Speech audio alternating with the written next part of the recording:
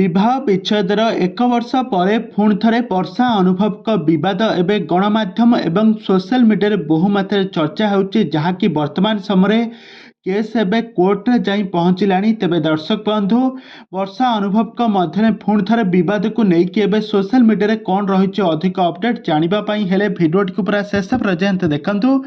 आउ यह पूर्व जदि आपण मैंने आम चैनल को सब्सक्राइब करना ताहले सब्सक्राइब कर पाखर थिबा बेल आइकन को दबाई दिंतु। दर्शक बंधु आपण मैंने तो समस्ते जानिथिबे वर्षा अनुभव का जोड़ी संपर्क में आपण मैंने समस्ते जानिथिबे पूर्वर दीर्घ दिन धरी परस्पर को भल पाइबा पर शेष तांकर बाहाघर होइथिला किंतु कौनसी जड़े पर्सनाल कारण पाई दुहे परस्पर ठारू अलग हो जाइथिले।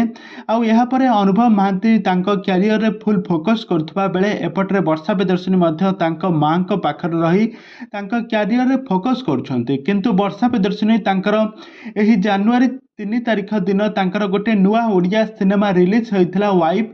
तो वाइफ चलचित्रटी खास करी वर्षांक तांको रियल लाइफ को कहानी को आधार करी तेई सिनेमाटी प्रकाशित होइछि।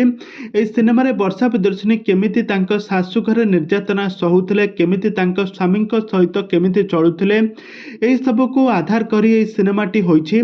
आ एही सिनेमा को नै कि एबे देखि सारिबा परे अनुभव महांती मुह खोलिछंती। अनुभव महांती वर्षा को एबे खोला खोली चैलेंज करछंती आ कहिछंती तमे गोटे जगह देख सही जगार बसवा तम लोक बसबे मो लोक बसबे आ किए एठी भूल करुछि तमे मते कहबो कहीं विवाह विच्छेद तो 1 वर्ष हो सारे तमे तम बाटरे खुशी अछ मु मो बाटरे खुशी अच्छी पुणी एबे कहीं से पूर्व कथा को आलोचना करी पूर्व कथार मो पर्सनल लाइफ कारण को लेकिन तमे मते एमिति सिनेमा तैयारी करी सब दर्शक मानक मो प्रति उल्लंघना कराउछ एमिति बहुत सारा किछि वार्ता लिखिछन्ते अनुभव महांती तांको सोशल मीडिया पेज रे।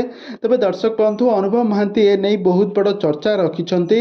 आ अनुभव महांती आ वर्षांको एही संपर्क रे वर्तमान समय एबे गणमाध्यम रे बहुत सारा चर्चा होछि। तबे दर्शक बंधु ए संपर्क में कौन रही अधिक अपडेट आग को सबकि जानापी हेले आपण मैंने आम चैनल सहित जोड़ी होई दियंतु।